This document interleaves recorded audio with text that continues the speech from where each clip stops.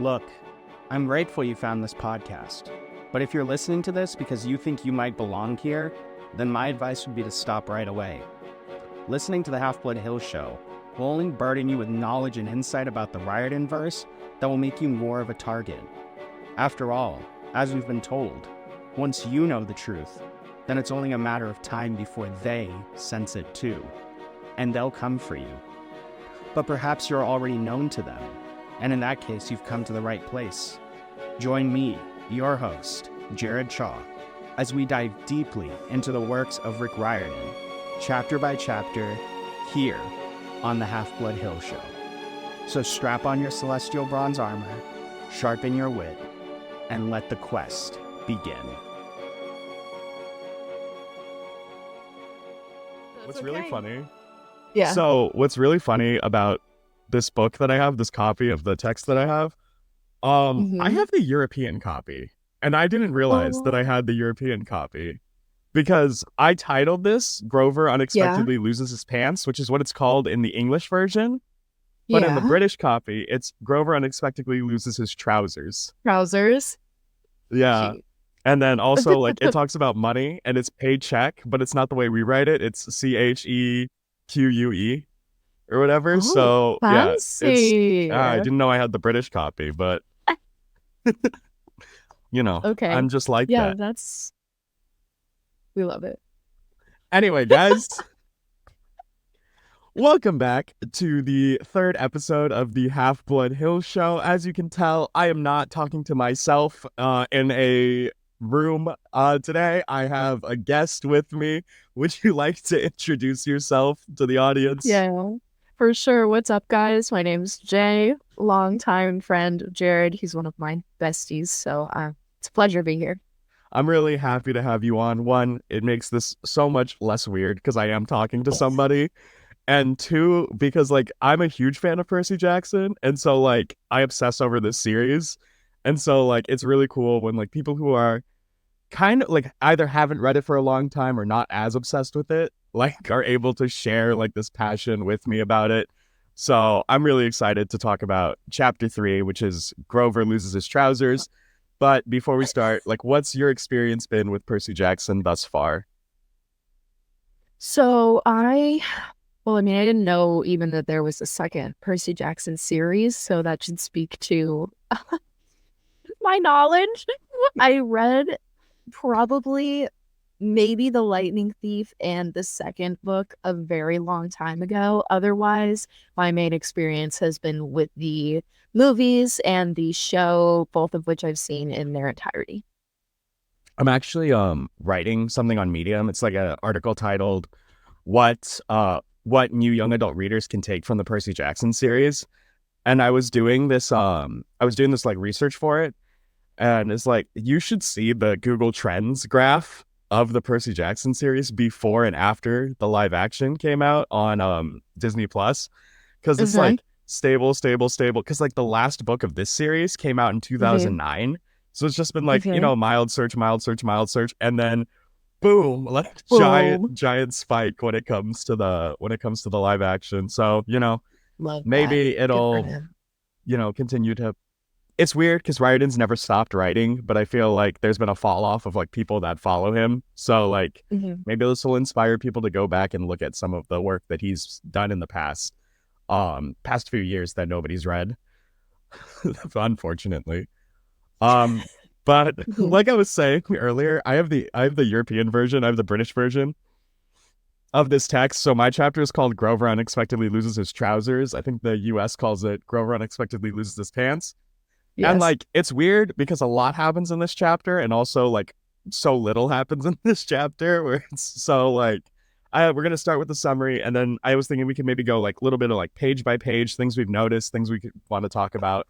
But let's talk about the summary. So it starts with Percy ditching Grover and taking a cab back to his mother's apartment because Grover has been freaking Percy out, understandably, talking about why does it always have to be 6th grade? Why does he always have to die? Like, I get it, Percy. I would leave too. And during that time, on the cab ride back to his apartment, Percy gives us an introduction to his mom, Sally Jackson, But unfortunately, we aren't met by Sally, who he describes so warmly, but Gabe Ugliano instead, whose first interaction with Percy throughout the whole book is running his pockets. He takes his money out. He does some advanced calculations to determine how much money Percy has in his pocket from a cab ride, and then just takes it and continues to play poker.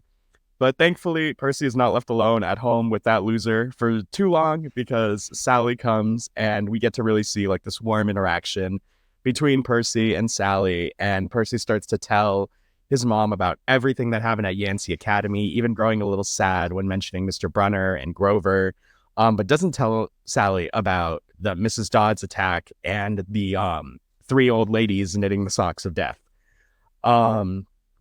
There's this very like warm interaction where, to cheer Percy up from something that Sally can see is going on, she suggests going to Montauk, or that she had already planned to go to Montauk because she knew that Percy was going to be sad about being expelled.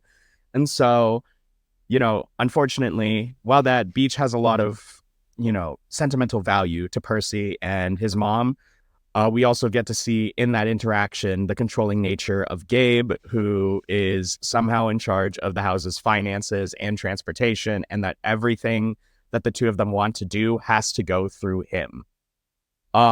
We do get to the beach, though. Sally is able to convince him, and we see some weird weather happening, which is not normal. And during that time, Percy and Sally, they're catching up, but this weird weather and these weird dreams that Percy has been having are leading to a series of events that culminate with Grover showing up at the door and telling Sally and Percy that something is after them and they have to get to this mysterious summer camp that Sally was told about by Poseidon, which might lead to her never seeing Percy again. And so, with that summary out of the way, I really want to start going like kind of page by page, things that I noticed, things that like you noticed, and just like talking about stuff that popped out to us. And one of the first things that I noticed was it's the second paragraph where Percy's like ditching Grover, and he's like, I know it was rude, but Grover was freaking me out, looking at me like I was a dead man, muttering, why does this always happen? Why does it always have to be 6th grade? And I didn't catch it the first time, but that's a reference to Thalia, because Thalia dies in the 6th grade. And Grover, we learn through Annabeth, was the protector, was Thalia, Annabeth, and Luke's protector on that quest to bring them to Camp Half-Blood. What is kind of interesting is that I'm pretty sure that, yes, he ended up being the whole group's protector, but I think he was specifically there to retrieve Thalia. And the other two just came along, because Thalia, being a daughter of Zeus, would have the strongest scent, the most notable threat to the monsters. And also, Chiron knows about the prophecy before Thalia gets to camp. This prophecy has been told for a while. So as soon as Chiron has this suspicion that Thalia is a child of Zeus, for whatever the reason, Grover is set to bring these kids back. And so we know Thalia's fate is that she's not actually dead, but she's a tree that is guarding Camp Half-Blood, but she has been there since she was in 6th grade, which is about 5 years ago from present day. So I didn't catch that before. Don't know why. And then the next thing that I found funny was the mention of Grover's bladder acting up, because this is supposed to be a thing about him, I guess, that Percy knows, but I don't recall this ever coming up, that he's gotta go use the bathroom every time something stressful happens. So I wonder if Riordan just forgot about this gag of Grover's character, but it does kind of show that Grover is actually very, very young. He's even mentioned as this late bloomer, even when it comes to satyrs, where he's 26 or 28 or something, in terms of years, but they age at half the speed of humans. And then even more than that, Grover is younger than the average satyr. So it is kind of funny that Percy always seems to be around childish characters. He will become the protector of Nico during book 3, and he'll become the protector of Tyson during book 2, who's a very childish baby Cyclops. And I didn't really notice that there's this theme of Percy's character, which is that for some reason, he is always surrounded by baby-ish characters that he feels obligated to look out for. Which, I think that goes to show about his caring nature. And then, of course, at the bottom of that page, we meet Sally. And I know that you found an interesting thought about Sally and the introduction that Percy gives her on that page. So, you want to jump in? Yeah. So the introduction goes, a word about my mother before you meet her. Her name is Sally Jackson, and she's the best person in the world, which just proves my theory that the best people have the rottenest luck.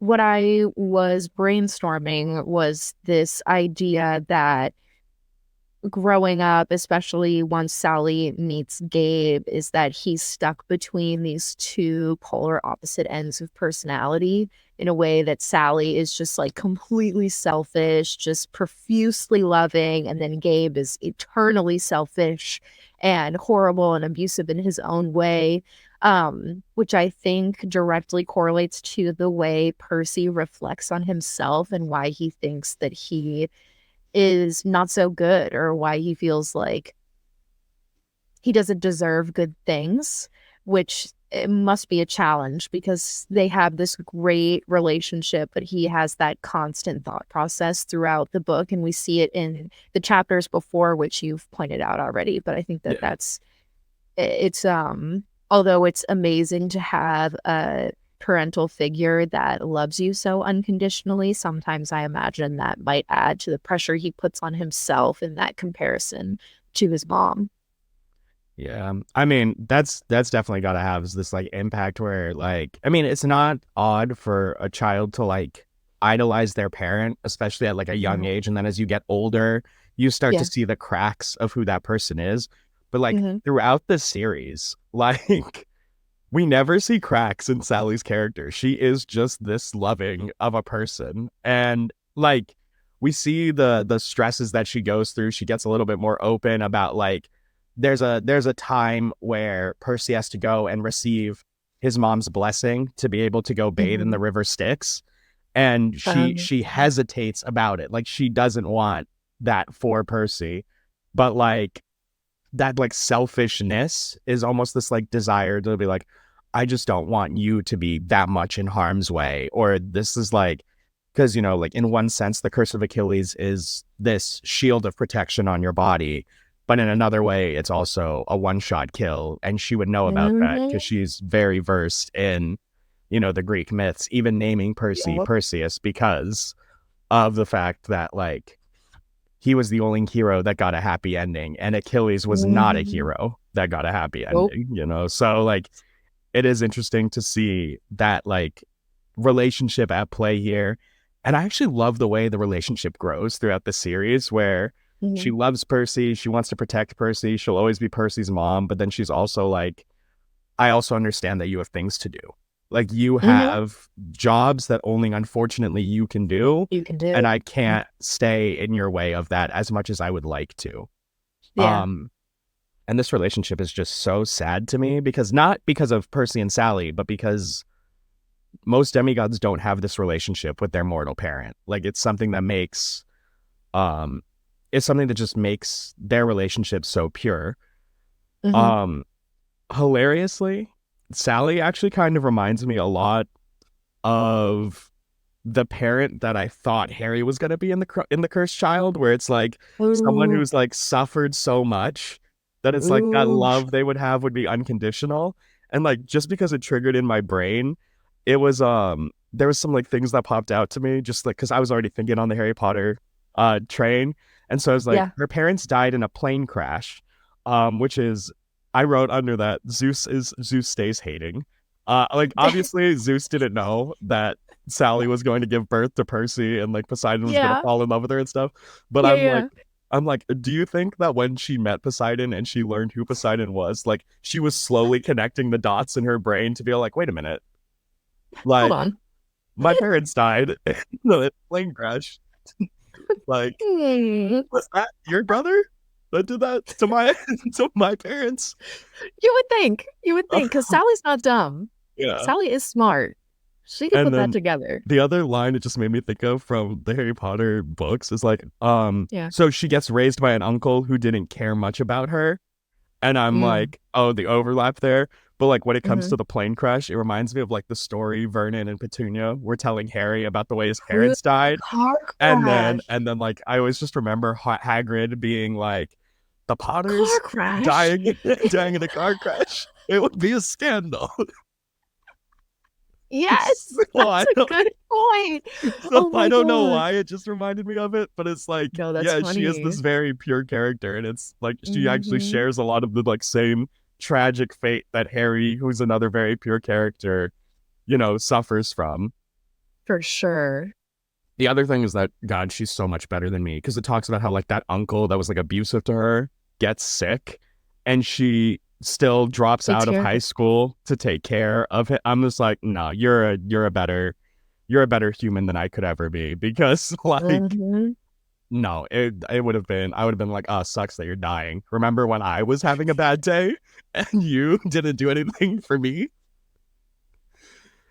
Um, Mm-hmm. Mm-hmm. but I do love this. I love the way that Percy says this next line because it tells me something, and I want to know if you also think about it, which is he says, the only good break she ever got was meeting my dad, right? Mm-hmm. And so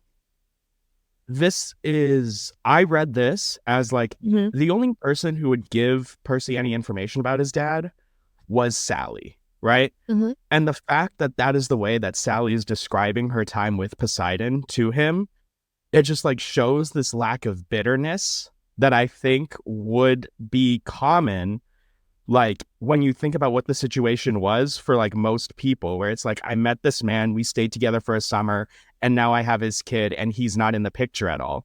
So like you would Mm-hmm. think that it would be like that she would be talking like very negatively or have this very bitter, you know, display of Poseidon, but she doesn't. Like she's just like, he was the best thing that ever happened to my life. And it's just like, I don't know. It's just really beautiful the way that is like, even if she doesn't necessarily feel that way, like Mm-hmm. maybe she does have some like anger related to it, though I don't know if that's ever brought up. But I like the fact that she doesn't pour that anger onto Percy, where she's just like, Mm-hmm. it is not like your birth was not a curse to me. And I like that. Like, I don't know. It just really hit because we know that that is not a sentiment shared by a lot of other demigod parents, where like Thalia's mom goes absolutely nuts when she learns that Zeus was a person that she was, like involved with, and Yeah. like the fact that like she wanted to be treated like very specially because she's like, oh, he's the king of the gods, like he should be able to do all of these things for me. I want these nice things and I want all of this stuff, and like how she'll take that anger out when he stops visiting on Thalia and later Jason, whereas Percy's Oh. mom has like none of that. She's just like, I don't care about any of that. Like, you're my kid, you're my son, and I love you, like regardless of who your father is. That's on trauma. Let's be real. Yeah. Like her parents dying super young, being raised by an uncle that doesn't care about you, then the level of self-sacrifice should drop out of your senior year of high school, completely disregard your dreams of being a novelist, and then happen upon this man who gives you a kid. And that's like real pinnacle motherhood. Because I mean, it's a controversial opinion, but I think a lot of motherhood is self-sacrifice, and Mhm. especially with someone who's so rooted in trauma and has had to make consistently selfless decisions. Like she's almost groomed into this perfect position of being the exceptional parent for this kid who she has to be in survival mode for. Does that make sense? Consistently, yeah, because the Yeah. world is literally out to get him. Like a lot of parents Mm-hmm. operate like the world is out to get their kid and like become But this is for hyperprotective. real. It's Mm-hmm. like there are things trying to kill him all the Real time. stuff. Mm-hmm. The other weird thing is that Poseidon's Yeah. involvement is in question here because Yeah. Percy distinctly remembers a warm glow and maybe the barest trace of a smile And I was actually researching this earlier before we filmed this podcast, where I'm just like, Yeah. do we know for a fact if if Poseidon ever did go and see Percy as a baby? And so one theory that I did see was that maybe he did, but not when Sally was around. Yeah. Like maybe Sally had to step out of something and he manifested himself into the room to go look at Percy, because I don't know how much you remember about like Nico and Bianca's mom, but like Nico and Bianca were born before the Pact of the Big Three that stops them from the Big Three from having any demigod kids. And they're shoved into the Lotus Casino, which is why they don't age. They've just been trapped in that stasis for years and years and years. But like Hades, who really did love, I think her name is Maria D'Angelo, like really loved Maria, the kids' moms. And so she was trying to get them out of the house to go to wherever the equivalent of Camp Half-Blood would have been at that time, to get them somewhere safe. And Zeus notices Hades lingering around this mortal woman and sends a lightning bolt down to kill them.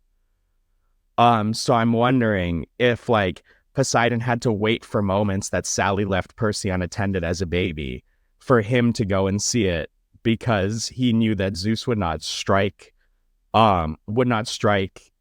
Percy down when Poseidon was there alone with him, because one, he wouldn't attack another god, like not unprovoked like that, but he wouldn't risk that kind of gamble. And then also because what that could mean for the fate of Thalia, who was still alive at that time. What like Poseidon could then take his anger out on Thalia if they were going to do it that way. So I'm wondering if it was maybe Poseidon was there. Maybe that's why Percy does have this memory of this warm glow, this faint smile, but it could never be when Sally was around, which is why Sally says, no, we never saw him. And I know you said something about the TV show having an interaction between Sally and Percy, or Sally and Poseidon about meeting Percy, but I haven't gotten that far yet.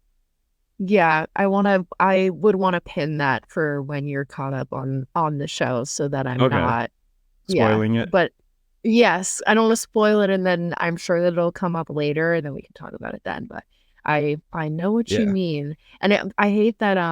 Like the first thought that I had when you were bringing this up is like, oh well, that makes sense, because Poseidon wouldn't want to lead Sally on to like, oh yeah, I'm gonna be there.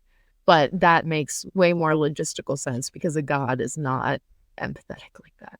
I mean, you know, Poseidon has weird conversations with Percy where they sound like love, and like genuinely they probably have the healthiest relationship of any godly parent and mortal child, because like some of them are messed up where it's like Ares will dismiss Clarice for not being strong enough to beat Percy, which is like absolutely insane, because Percy's parent as a god is stronger than you as a god.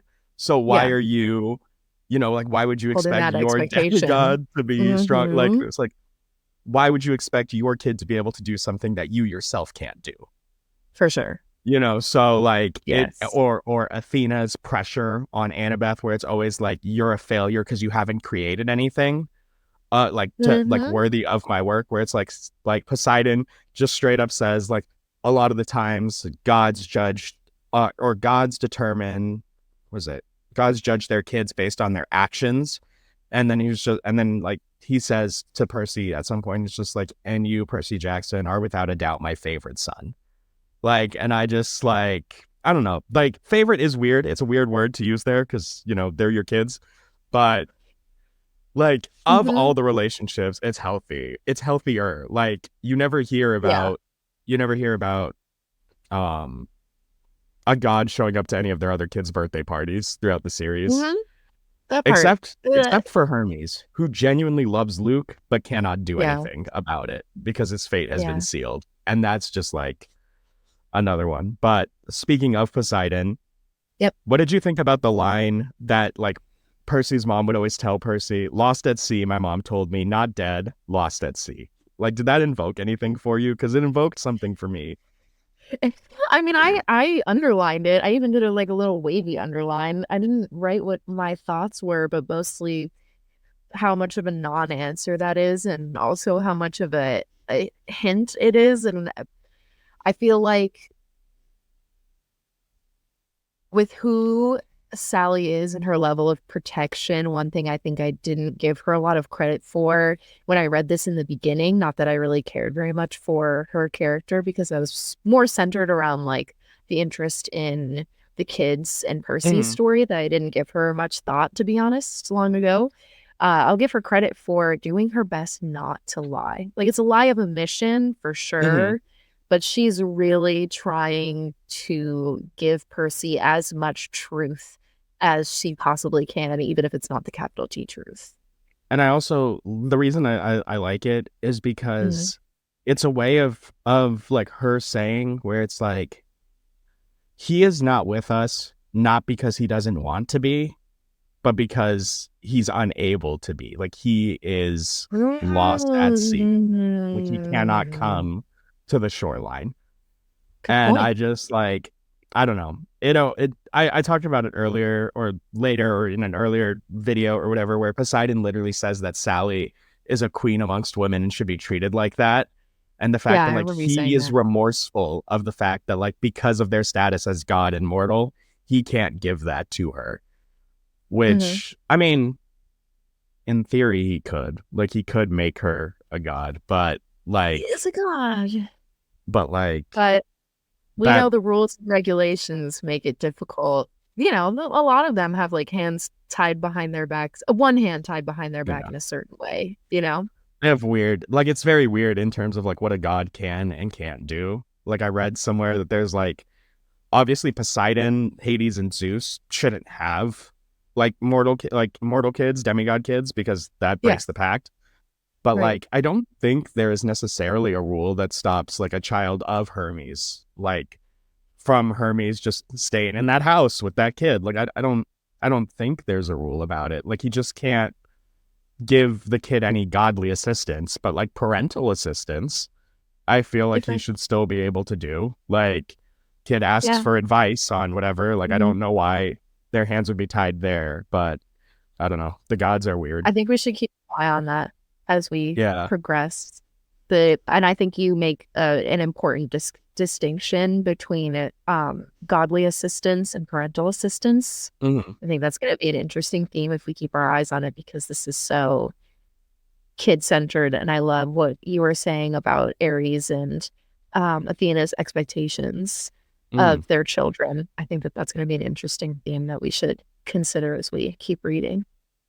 And then the next thing I have, and I think Hmm. we can spend some time about this, is Smelly Gabe and how right that is. Like, Ugliano. just everything about that is so Perfect. correct. Like, Yes. like smelly Gabe. He smelled of Hmm. what does he smell like? Smelled of moldy garlic pizza wrapped in gym shorts. And Yeah. then is physically described as looking like a tuskless walrus in a thrift store clothing, which I just like took note of. Whereas like Riordan's Yeah. descriptions of awful people are just Perfect. so on point. Like, Good. I love the three hairs being combed over to make it look like he's not bald, and just like All the and I everything about love, it. yeah, I love that Percy says, "I'm sorry, but it's the truth." Like, it just, he like knows that his like inner resentment makes towards Gabe makes it difficult for Sally, like, period. But he's like, it like, this is not my perception. It just, call a spade, you know? And the next thing that I noticed, which is like, listen, I'm a teacher. We work a lot, even on days that we have off and summer job, like even though we have like summers off and everything. And Hmm. like, I want to know how I can apply to be part of this electronics mega mart in Queens, because apparently, like, Gabe is not even coming into work. He just drinks and like plays poker all day, and he just collects paychecks. So like, clearly, no one's following up. No one's checking the clock. And I need to get my application in there somehow, because this guy hasn't made. Okay, Yeah, a professional couch potato. like if he was not abusive, Yeah. like, I'd want to be Gabe in the story. Like, I'm Gotta married to be. a beautiful woman who's great at cooking things. Like, Seven layered it, man. I don't have to work. I can just Hmm. like I can just stay home all day collecting checks because no one's gonna come check on me. But Yeah, like, unfortunately, he's a absolutely. loser. because he's a jerk. Like, he's just the worst person ever. And on the topic of him being the worst person ever, the line that just jumps out to me, he called it our guy's secret, meaning if I told my mom, he would punch my lights out. And I know we talked about this when we tried recording it the first time, but it's like, how much of this... So Sally's obviously not oblivious to the mental and the emotional abuse that, because she sees it, like, but she here is like, you know, doing the what is it called, like, this between two evils, the lesser of two evils, where she's just like, there's Gabe, who, like, most likely won't kill my son, and then there are the monsters who are going to kill my son if he's caught unawares. But I'm wondering if, like, if Sally knew about the physical abuse of Percy, would that have been the line where all of a sudden it's like, okay, now it's just physical danger or physical danger, so you're going to camp because I'm not going to have that. Like, do you feel like there might be a line there, or do you think that Sally is just so preoccupied on trying to keep Percy as close to her as possible because she knows as soon as he crosses the threshold to camp, in her mind, he's not coming back ever to her life?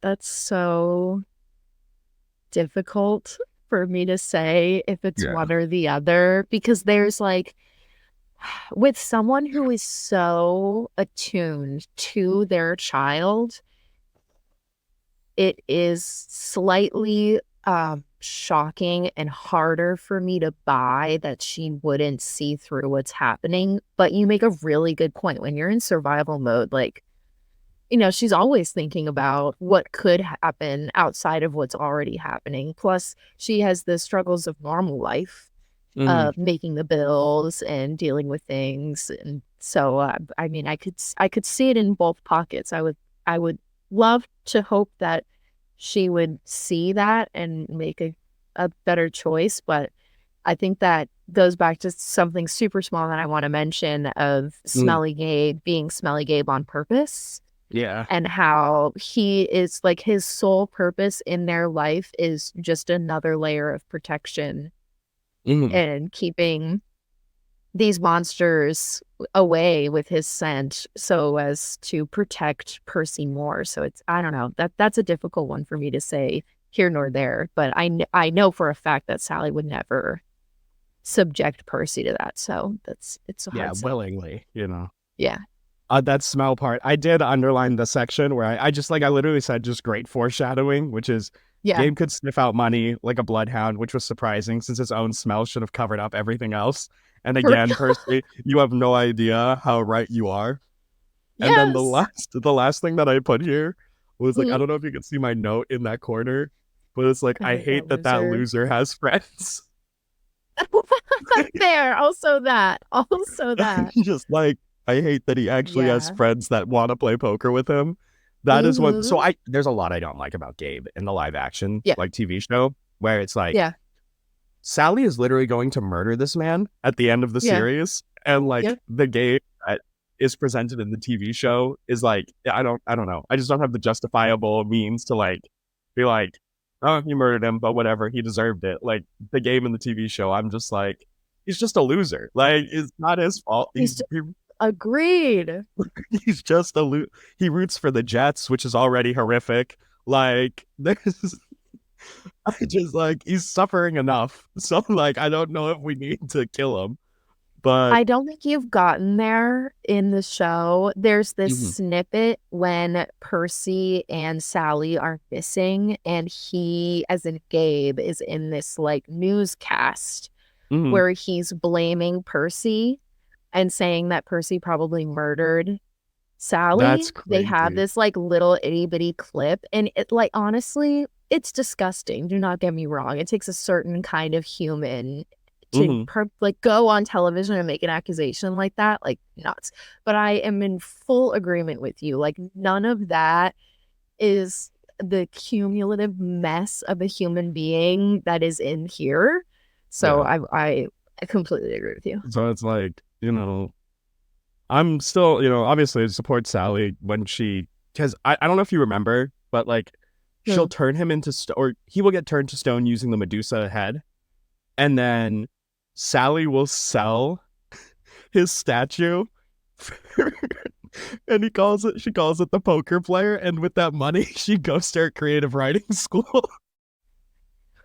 You mentioned this in the failed recording yesterday, but I did not make that connection. You just said the statue, so I didn't realize it was Gabe. I completely forgot that. Yeah, she drops. That's immaculate. And so Go I'm Sally. like, this Gabe, I'm like, I'm all for it, but like show Gabe, I'm like, he didn't deserve that. Like, No.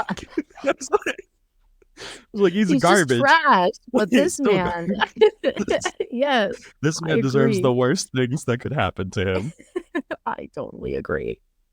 The next page is kind of like, I don't know. I didn't really take anything from this page where it's like, you get to see Gabe being more abusive. You get to see Eddie. Like, you get to see the fact that he's even scaring people like Eddie. Yeah. Brain Boy, I did underline because I do think that this is a comment that gets brought up a lot. Annabeth makes fun of his intelligence like a lot throughout the series, but it's this weird thing where it's like, Percy's not actually dumb. He's just always paired up with the smartest person in the room, which makes it like hard. Yeah. So it's like, it's like Percy's IQ is probably like above average, but it's just unfortunate when he's with literally a genius all the time, where like even the fandom will paint him as this like meathead who doesn't know anything and just is good at fighting and is sarcastic and funny. Where I'm like, no, he's actually very bright. He comes up with a lot of like creative solutions. It's just he's not a child of Athena, so like give him some break. Give him a little bit of credit.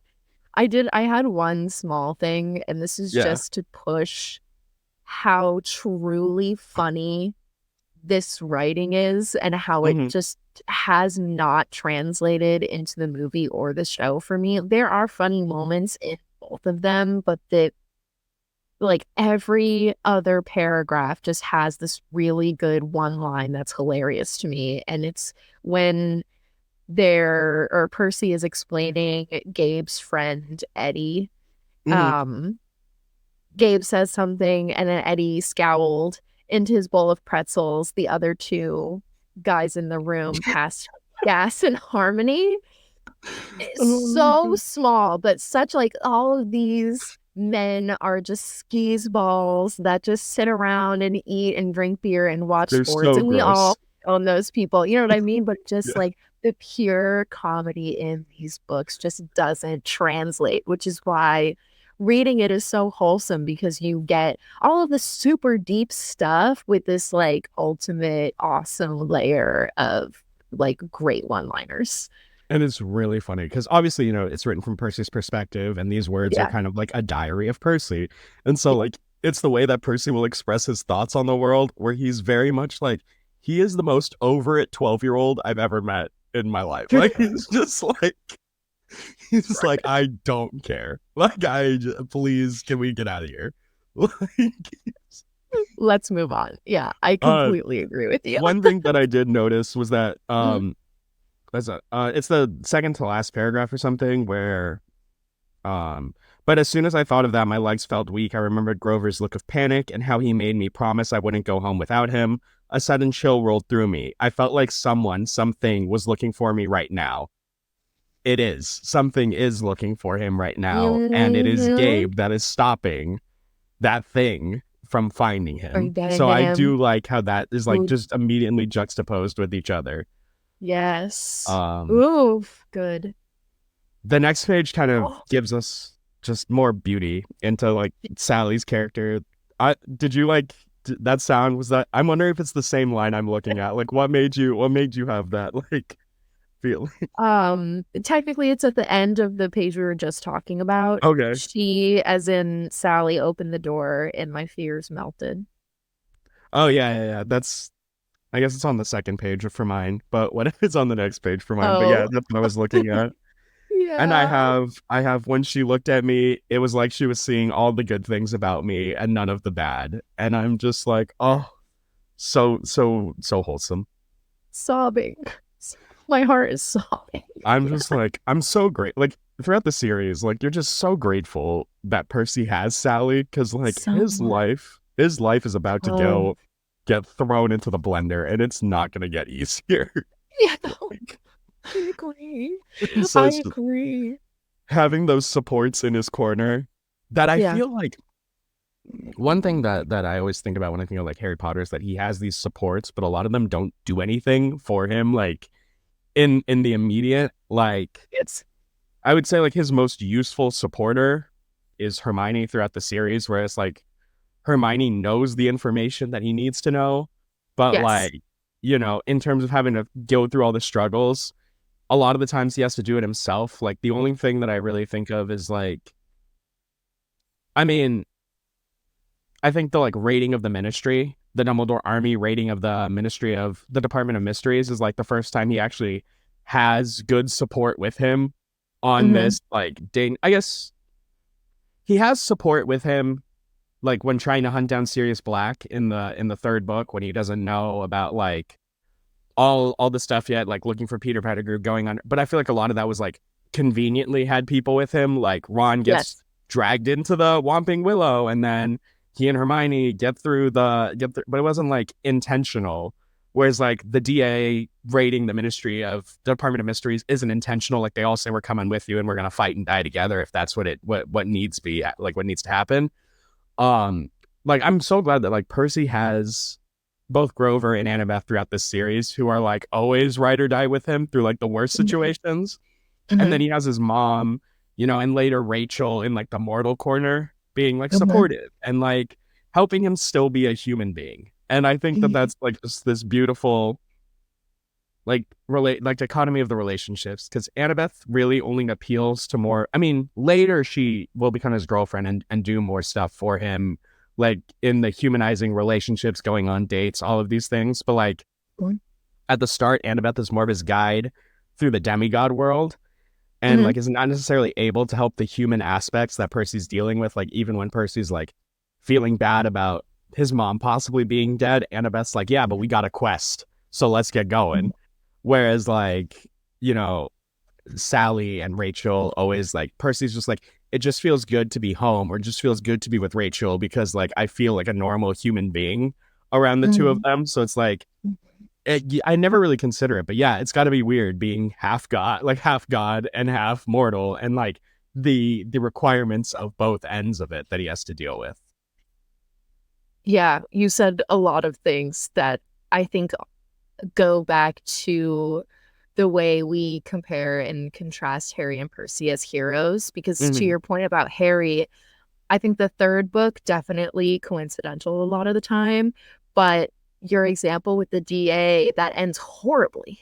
He loses Mm-hmm. Sirius, and then um in Half-Blood Prince, he finally gets Dumbledore to help him out with something. Mm-hmm. Dumbledore does. So by Yeah, the seventh book, Harry is in this like deep rooted depression of like, yeah, I'm okay with dying. Like, that sounds great. So and I it's like think if you to help me, you die. So if you help me, you die, it is a death sentence to be in my vicinity. Like, I should just die so then no one else dies anymore. And that, in contrast to Percy, like, he I think it really speaks to the difference in who these books are written for mm-hmm. and the level of hope that they want you to have. Because that's one thing that I always struggled with Harry Potter. In the beginning, you have so much hope. And by the end of it, like, it ends okay, but your hope is crushed. You are Like, going you are through it. Oh my through it. god. Really, and that's not to say that Percy doesn't go through his own trials and tribulations. He really does, but Morden has this really artful and purposeful way of giving him different levels of support, which I think make for I think it goes back to your point about Perseus having a happy ending. Yeah, because I often think about that a lot when I reread the Harry Potter series, where it's just like the fact Harry Potter does not become evil or like does not become gray even like in a lot of ways. I mean, I guess by book 7 he is casting unforgivables, but but like that like his rooted like core values and goodness is Yeah, like it doesn't sway that much. Where it's like yeah, even when he uses the unforgivable, it's because like if I don't destroy this Horcrux, 1,000 people are gonna die, and you're not letting me into Gringotts, so Imperio. Or like you're about to kill my favorite teacher, and I'm not going to let that happen. So, and you've pissed me off. So, shit. Like, but like the villainy, the maliciousness. Although, no, actually, I can't even say that because Harry does say, "Oh, I guess Bellatrix was right. You do have to mean it." I was like, Jesus, like that's so brutal. You're like, but, okay. But like, I don't have that feeling. Like, even though Percy suffers defeats a lot throughout this series, like, for me, it would be weird if he all of a sudden turned evil because he has so many people picking him up every time he falls down, where in a lot of the times, maybe it's just like Harry's personality or just the fact that he doesn't have a lot of good adult mentors alive by the end of book 6, where it's like, it's actually amazing that you stayed as good as you are. And the fact that like even he is giving advice to other people, like he's giving advice to Remus, not the other way around, by like book 7. So don't even get me started on that moment. We're just gonna skip that because I could rant about that all day. But yes, in summary, I agree. And so, getting back to Percy Jackson, once again, we get the moment that I was talking about, like constantly this idea of my mom is the nicest lady in the world. She should have been a millionaire. She should have been married to a millionaire. And I put literally under that is like, Poseidon agrees. Like, Poseidon agrees that should happen to her. Set it up, bro. You're a god. Yeah, send someone. Say it. Send help. Come on. You know the fates. Make it work. And then I wrote something super petty on the next page, which is of like, course you did. What'd you say? Which is when Percy is telling his mom about like Yancey Academy, and then he writes, "I'd done pretty well in Latin," and I wrote, "I guess Chiron did teach him something." We are in complete agreement. What are you doing? Why are you tasked with helping these kids? Just like, what are you teaching? Doing nothing. Yes. Agreed. And then this was in the failed recording. We harped on it for a while, but it's the that did something scare you, and then the later it's we'll talk about whatever it is you forgot to tell me. And just like I think you mentioned something about like the blamelessness of the way that she talks to Percy, just being so like, I feel like there's a lesson in there, even if like Riordan had intended for a parent to be reading the book to their kid, being like, sometimes like your kid will talk to you when they're ready to, and this like pushing of the tell me now, or like saying it in this negative tone where it's like, what are you hiding from me? Like, it doesn't work. Whereas like with Percy's mom just being like, did something scare you? And then once we're at Montauk, you can tell me about, what it is you forgot to tell me. Like, she knows that he's withholding something, but, just a beautiful thing. That's on being a teacher, though. Like the pressure of being a third parent and a counselor and a social worker and all the things, like, I taught much younger kids than you do, but the number of times that I just wanted to shake a parent and be like, I know I'm not a parent, but just, can you please do this for your kid? Like, I feel like this is, I don't think that Rick is trying to convince parents to be these like ultimate goods that Sally is, or ultimate bads that Gabe is, but appealing to that by giving example behaviors is such a teacherism. So I love that you made that point, because I think you're right. And then, the rest of this is just the rest of these 2 pages is just Gabe being a tremendous, like, a tremendously bad guy to keep this a clean podcast. And Percy is once again showing that despite all these anger issues that he supposedly has, is much better than me, because the apartment building would be flooded. Like,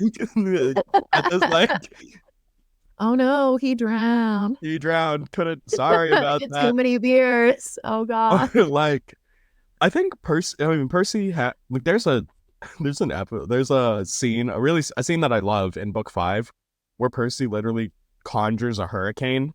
Like, he has so much like fury that he conjures a hurricane in the beach. And Mhm. I was just like, and I think he can also cause earthquakes because Poseidon is the god, the earth Mhm. shaker. And Mhm. so I'm like, that apartment building would have been on the ground if I saw I- continuously the way that this man treats Sally. But Genuinely. they do get to Montauk, Mhm. and um and they take his 78 Camaro, which I wrote. I did not know he had classic car money, but I guess he does. Because I was looking at it as like the car was like $40,000 on one of these auction sites that I looked at, where I'm like, okay, so he just has that money, I guess, somehow. Um but they do get to Montauk, and Uh-huh. but before they do that, we talked Yeah. about this earlier, and it's Percy and the evil gesture, like the warding off evil gesture Yes. that sends Mhm. Gabe flying up the staircase, or causes the door to slam shut on him so hard that it sends him flying up the staircase as if he'd been shot by a cannon. Like, Yeah. And then Percy gets in the car and he's like, go. go, Go go, go, now. go, go. Now's the time. Please. But yeah, we were talking about it earlier where I'm like, Yeah. what is this power set? Like, what is Honestly, this? make it make sense. Like, is this mist manipulation? Is he like bending the molecules of water on the door? Like, what? How is he doing this? Like, it's just never addressed again. And I referenced it in the failed recording that like it made me think of the Witcher sign that pushes people Yeah. back. Like, by just, and so I'm wondering like I don't think we ever see him do this again. But it's like, could he Mhm. do this to monsters, or are monsters Mhm. just like too strong to be pushed back? Because if he can do this to monster Percy's, like, you got to up your game, man. For real. This is a tool in your repertoire that you could be using. Like, this is like, you have the force. You have a weird like a semi like a watered down version of the force that you are not using at all, and you need Use to be it. using. Especially in what? Yeah, the next chapter. Yeah. Anyway. Um. Cool. Yeah. There's an oddity in that. Yeah. So like, there's a break here where it says like, I Yeah. got in the Camaro and told my mom to step on it, and then there's a break, and I noticed an Mhm. oddity, something that stood out to me as weird. But I want to know, like, Yeah. in that paragraph that follows the break, did you notice anything odd? Because there's something that's odd to me. I don't think so. So the What are you thing talking about? I noticed was odd was the sea was too cold to swim in, and I was like, does that affect Percy? Huh. Like, What if wait, pause. If it heals him, why does he even perceive it as cold? You would think that it would be so natural. You know? I don't know. Maybe well, not. it's Maybe I'm like making an when assumption. Percy falls into the like from the St. Louis Arch into the Yeah. water, he Yep. stays dry. Like, he doesn't even get wet. Like, his like and he can grab things that are wet in the water and instantly turn them dry. So like, he Hmm. sees a burger wrapper like floating around in the trash, and he grabs it, and the burger Mm-hmm. wrapper becomes dry, and he can even light fires underwater, like when he grabs a lighter and he lights it and the fire like sparks and stuff like that. So I'm Not just know like, that.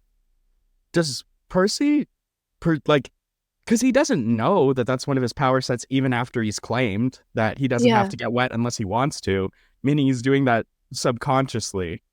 Uh-huh. So like, it just surprised me that, Percy would be wet and then or feel cold water. Like, Yeah. and the other cool thing, not important at Yeah. all. I doubt he even intended it to be a reference, but like, Athena Yeah. and Poseidon have like a big rivalry throughout the story, which is what makes his Mm-hmm. relationship with Annabeth so weird. And all Mm-hmm. children of Athena are afraid of spiders. And I like how the first time they get into the cabin where Poseidon and Sally meet, there's references of spiders living there, like the And the sworn enemy of cabinets. Athena, just like Yeah. Poseidon tends to be. That's Um, funny. I like that. and then at the bottom of the page, we get the blue food. And what did you think about the explanation of the blue food?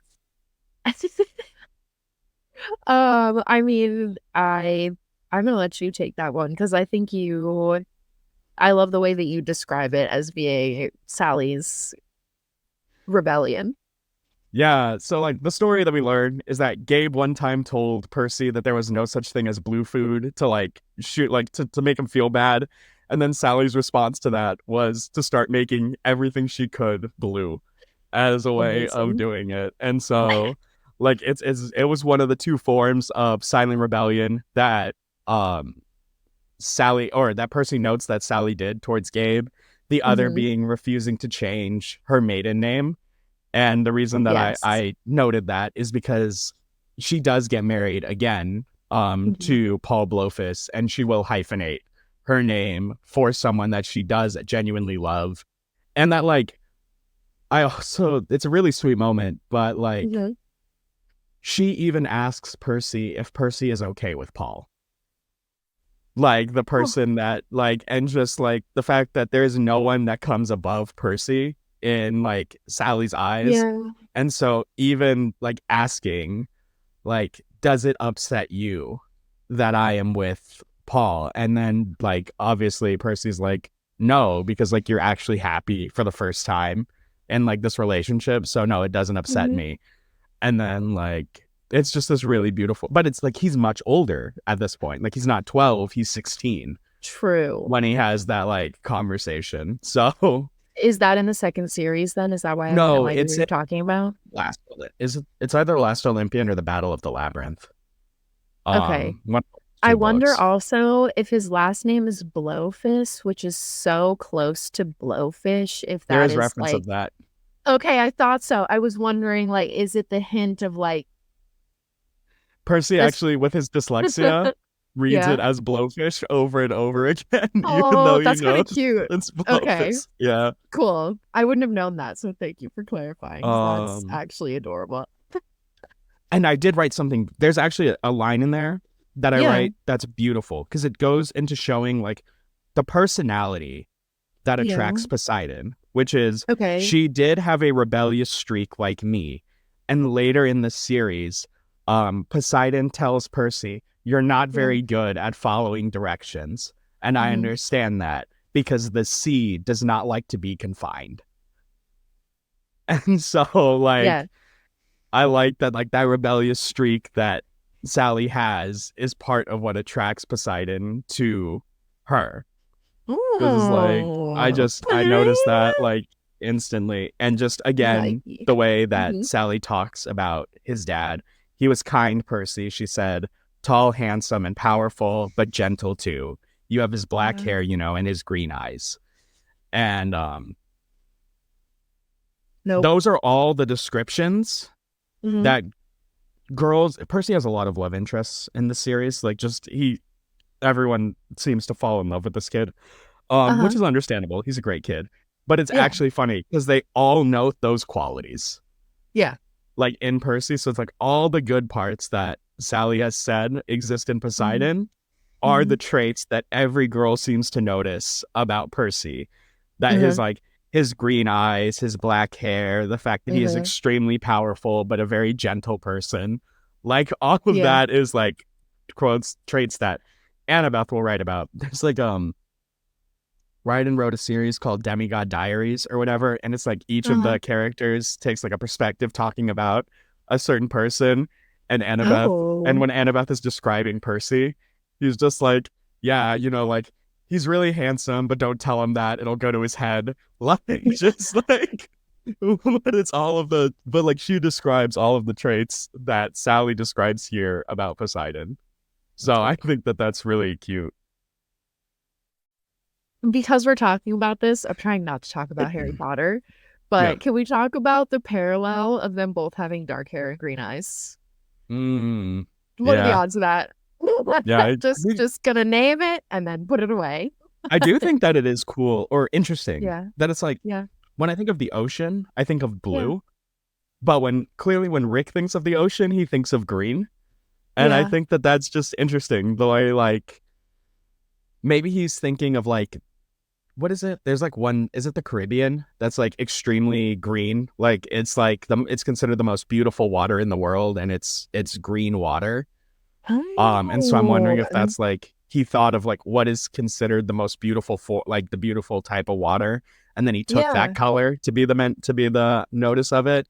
Because my association's always been with blue.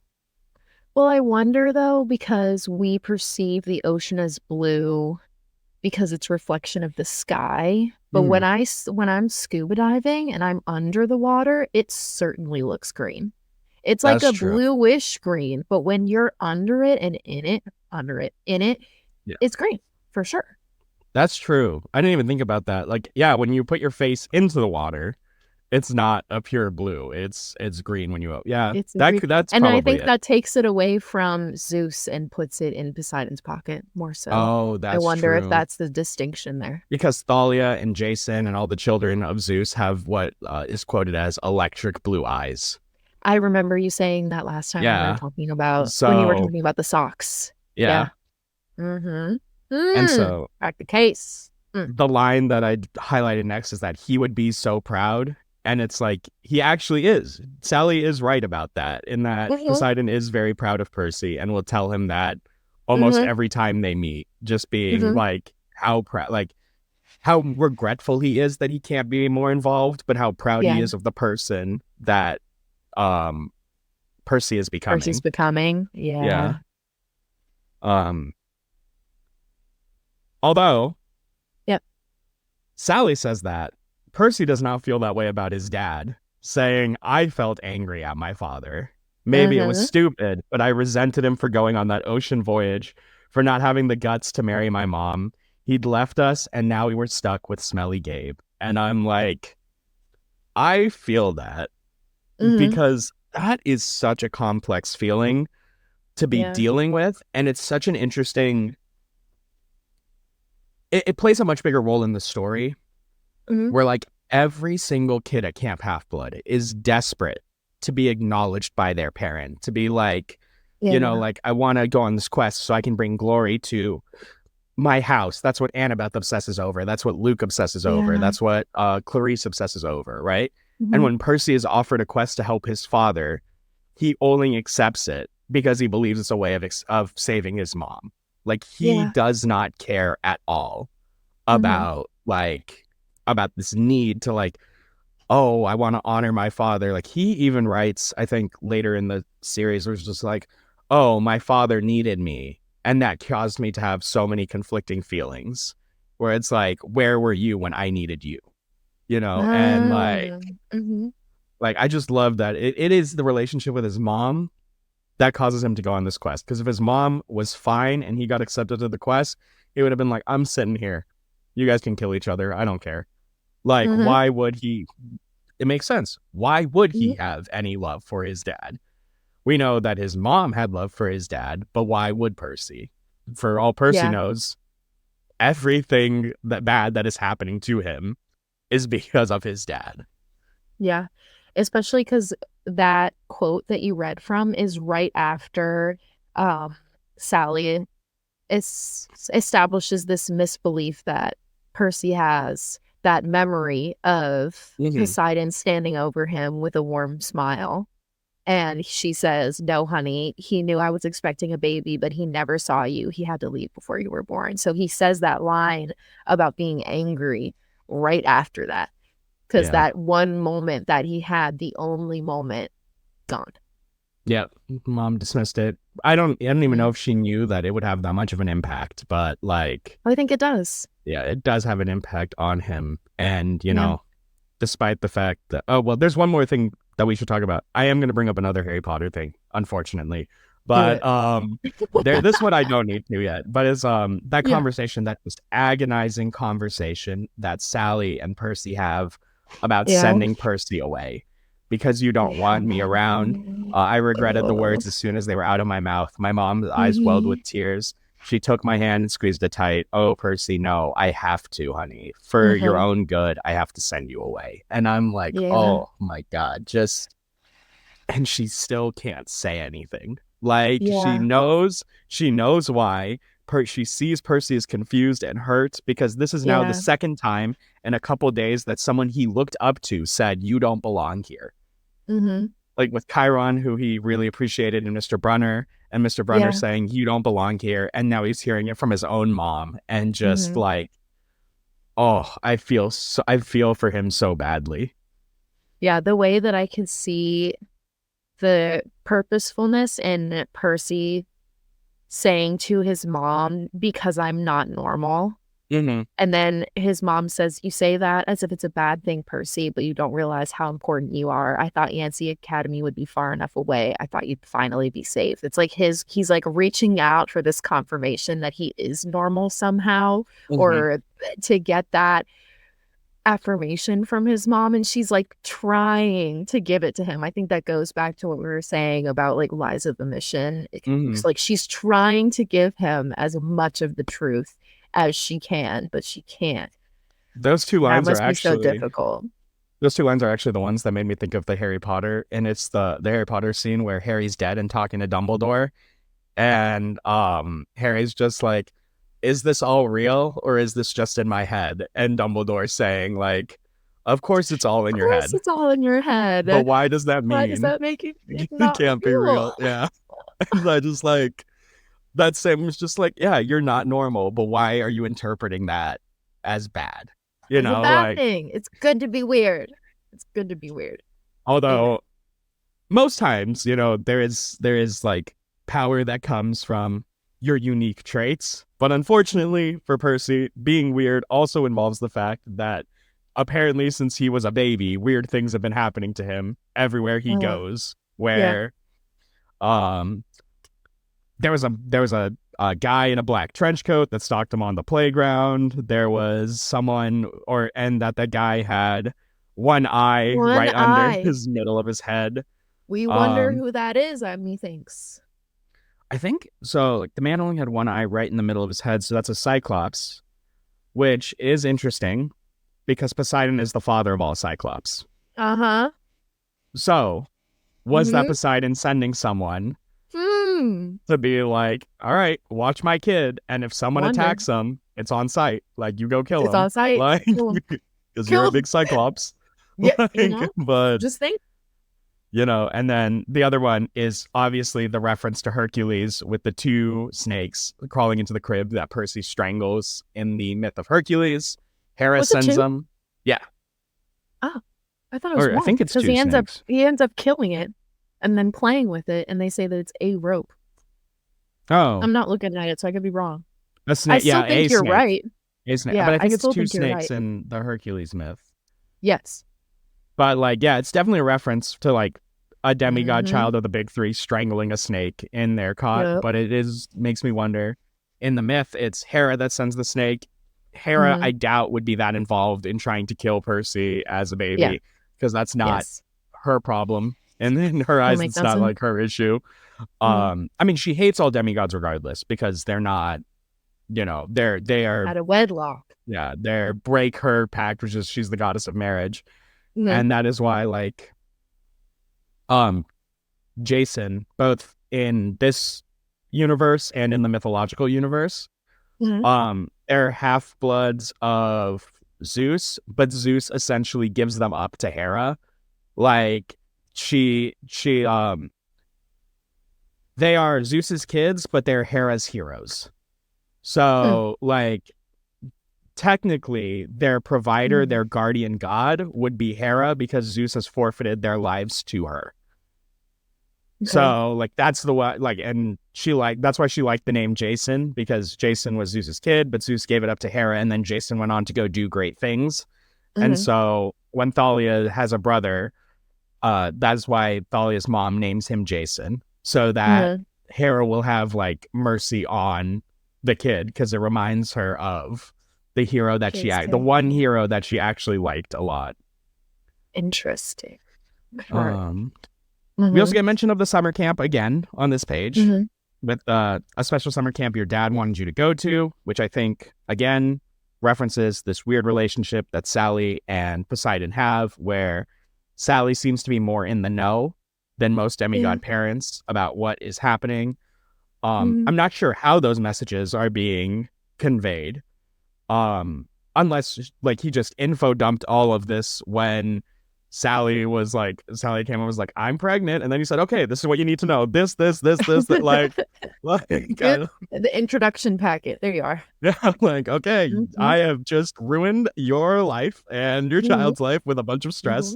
Here's how to survive being attacked by monsters 101. But yeah, so the summer camp we learn is Camp Half-Blood. And then we also learn that the reason that Sally is yet to send Percy to Camp Half-Blood is because if you went to that camp, it might mean saying goodbye to you for good. Big sad. Painful. Which is not true for her. So weird that that works that way. Because he should be there year round, but he's not. Yes. Like, especially to your point, he's just not getting trained well. He's not like, this man's needs so much more help. Not that he doesn't need it. He proves that he's able to do things alone, but like he deserves a little bit more assistance. Yeah, you would think that Chiron would be all like, listen, I know that there is like 100 other demigods here, right? Yeah. But I have to let you know, I cannot bother training you for the next 5 years or for the next 4 years until this kid is 16, because we have 4 years to turn this kid into the greatest hero the world has ever seen, because the world will literally collapse if we do not do that. Oh, for sure. Like you would think Percy would be priority number one for the training, that he would have a like Disney Hercules training montage. But yes. No, he gets none of that. They shoot a few arrows and Chiron says, and I've done enough. And now I shall delegate.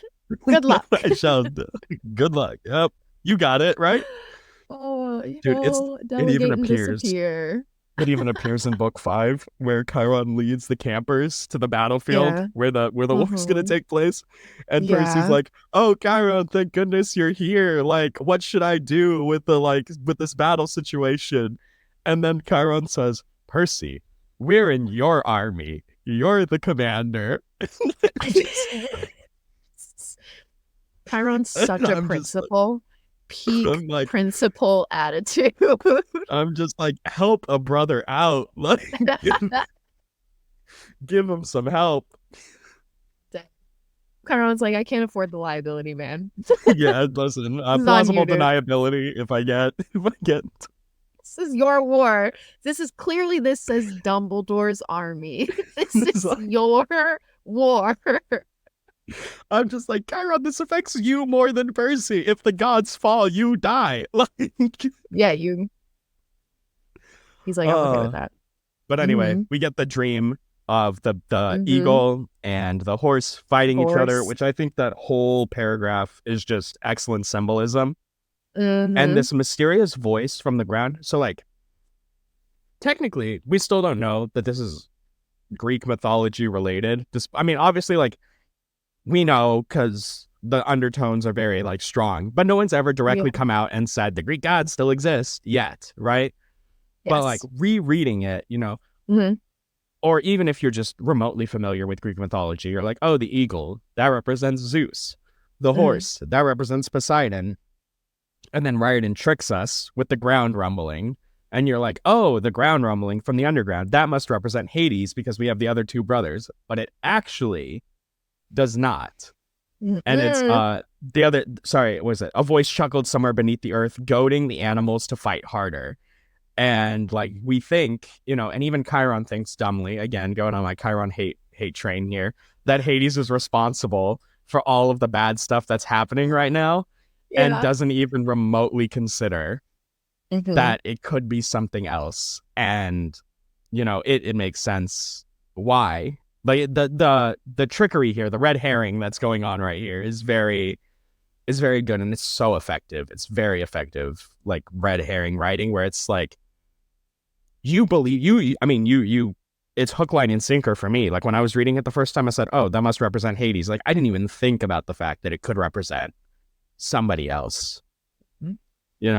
But Are we not saying on purpose? I mean, I know we can, but it's like I didn't even think it was going Okay. to represent Kronos like at all. No, I had no idea. absolutely. I was The like, little like you're absolutely right. The little clues that he gives, like even talking about Kronos and the origin story, and then mhm, having this like prophetic dream where it's like cluing Percy into everything is totally meant to throw you off Kronos' scent, even though you know Kronos from the very beginning. He's even mentioned before yeah, other gods.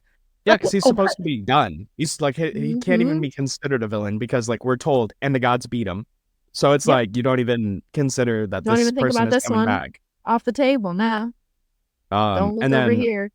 I did note just right under it, it says, I saw the eagle dive down, its beak aimed towards the horse's wide eyes, and I screamed no. And I think that that is a way of like Rick foreshadowing what would be the likely end of the fight, which would be if they did go to war, Zeus would kill Poseidon, and what that would mean Yeah. for like the earth is not great, you know, Yes. like, so I did think that that was pretty intense. And now we're nearing the end of the chapter. So on these last 2 pages, was there anything that stuck out to you?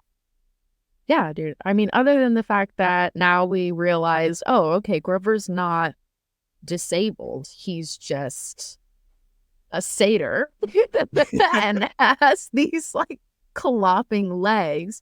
But also what I think is the most important part of these latter 2 pages is how Grover like stomps in the house, freaking out, speaking Greek, and then Percy completely understands what he's saying. Mm-hmm. And it's just not really talked about. And I'm waiting for the next chapter for somebody to Where address it's that. gonna click. You know? Yeah. Oh God, what is there's so many things that are happening here. Like, Mm-hmm. I think that the tension that Rick actually writes in this is Mm-hmm. pretty good Yeah. because I don't know, like the stakes have been kind of low since Yes. the attack with Mrs. Dodds, which like Mm-hmm. there wasn't even that much tension to it up until the weird conversations start happening where he's just like, you thought you could hide for Yes. us, you thought, and then you're like, oh God, something is happening here. But like this one has been building for a while where it's like in the end of chapter 2, does that mean someone is going to die? And then Mm-hmm. this one ending with something is after us and we have to go. You know, so it's Mm-hmm. like it's slowly crescendoing to what is going to happen in chapter 4, where Percy is going to meet the thing that he believed was following him, Mm-hmm. all the way back at the start of this chapter. I think you said it in the failed recording. Like, this is when things get real and Yeah. these chapters start becoming really fast paced and a lot Mm-hmm. happening at once, which I think you honestly like having an attack, having the fates say somebody's going to die. Like, this is not, low level stuff, even though it's being introduced Mm-hmm. relatively slowly, chapter by chapter. But I think like I appreciate the way that Rick prepares us that this is not going to be a super chill story. Like, you are Yeah. in it and there are obstacles from the get-go. And you're just learning along with Percy as we proceed. So I think we're well prepared. But I agree with you. The tension, and then also, I think one thing we didn't talk about in the failed recording is Mm-hmm. even though Sally and Grover know each other as Percy's best friend or what have you, she's Mm-hmm. not saying anything about Grover's lower half. Which means Like, Chiron wrote a letter or something. Like, for Chiron was like, sure. hey, we're sending a satyr to watch Mhm. Percy. Which plot hole here. Okay. Hit it. If Chiron would have just communicated with Right. Sally, right? Right. Right. Sally would have told him, like, because it wouldn't have affected Percy's knowledge. Sally would have just told him, that's Poseidon's kid. Yeah. Like, and that would have had no impact on, like, Percy's protection of, like, of his scent. It wouldn't have done Mhm. anything. But Mhm. Chiron would have known. And it's weird because Chiron only suspects that Percy is a child of the big three. Where I'm like, Wait, late. why not confirm the suspicion? Yeah, why Why not? not confirm the suspicion immediately? Like, Right. hey, Sally, do you know? Like, do you know whose You godly know, Daddy? parent he is? Like, it's like, what is happening? The DNA test or not? Yeah, no, I completely agree with you. And that goes back to what we were talking about in the failed recording of like, why Grover? Like, why are we getting a satyr who has failed and passed? Yeah, exactly. Yeah. Like, you're not going to level that up to prepare Percy. And like, you have two opportunities. You as Chiron could have prepared him better. And then also Grover as a satyr and protector could have prepared him better. You could have made different choices. And you didn't, because you were like, oh, well, I hope not. And it brings me to that same issue I talked about in episode, was it 1 or 2? I think it's episode 2, where it's like, they're like, oh, the events of the summer solstice will have to go on without him, which makes it sound like, or winter solstice? That's an option. No, summer solstice, yeah. Like, and I'm just like, so what is the other plan? Like, what is the plan that doesn't involve Percy? Like, what are you banking on happening? Because I am unsure. Unclear. Absolutely agree. But with that ends our chapter 3 discussion of Percy Jackson and the Lightning Thief. Yep. If you've enjoyed, it would be really awesome if you're watching this on YouTube that you could like and subscribe.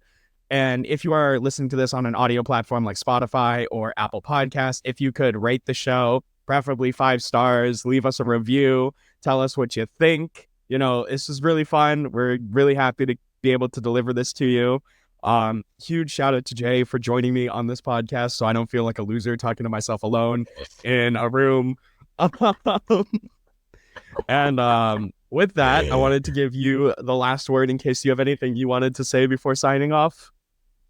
Oh God, just I'm excited to be here and many more chapters and potentially Harry Potter. Yeah, potentially Harry Potter, but I think Super Carlin Brothers got us beat on that one. So we'll have to be compete. But again, thank you all so much for watching. And until next week, have a great rest of your day. Peace. Thank you all so much for watching. If you enjoyed it, be sure to show your love by liking the video, subscribing, and sharing your thoughts in the comment below. I post weekly on Medium at Jared Shaw, and my first short story should be popping up on Wattpad soon, so it would mean a ton if you could check it out. Also, if you want to boost my ego, please follow me on Twitter/X. I'm also planning to finally finish playing through Hogwarts Legacy over on Twitch, so follow me over there as well if you're interested. If you like what I do here, don't hesitate to check out some of my other videos. I do book reviews and storytelling discussions here on the channel too, so if that interests you, please do give them a watch. And until next week, Demigods, stay safe out there and have a great rest of your day.